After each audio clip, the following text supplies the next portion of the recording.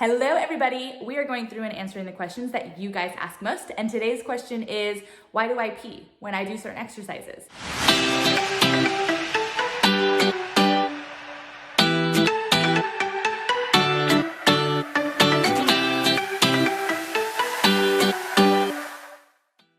So this is what's called incontinence, and a lot of times ladies especially experience this after pregnancy. Sometimes it can happen after lifting something that was too heavy, and then of course just having weak muscles that were underutilized can also cause incontinence as well. Now if we're looking full spectrum, on the worst end of it, that is when surgery is required.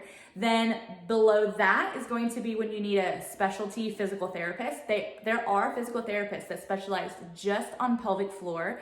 I do always, if I'm recommending that for somebody, or I get a question about that, I absolutely have to tell you that it is very up close and personal, but that is their job, that's what they do, and that's what they specialize in, and they are really good at their job. And then there's people that see me when they're like, okay, what's the most natural way that I can take this, address this, strengthen those muscles so that maybe I don't have to see that PT and I absolutely don't want surgery. So this is where I come in. So when we're looking at getting those muscles engaged, what are those muscles called? First of all, they're called the pelvic floor. I know that you guys have heard that before. I'm sure that you've heard of Kegals as well, but know that Kegals are not always necessarily the best exercise or the only exercise to work on engaging your pelvic floor. So your pelvic floor, we're gonna take this back to your core and back to your core muscles. So by definition, the core is the centermost of something. And when you start peeling layers of muscle, your core is not your rectus abdominis, right? Your six-pack muscle. It is not your internal or your external obliques. It's actually the muscles that are directly involved with breathing. So when we inhale, our diaphragm lowers, pelvic floor supports from underneath. You have your transverse abdominis, with which when you inhale is expanding, and then it gets its contraction when you're exhaling. And then you have some spinalis root muscles in there as well. So guess what? One of the most beneficial things that you can do for engaging your pelvic floor and getting it working properly has to do with breathing.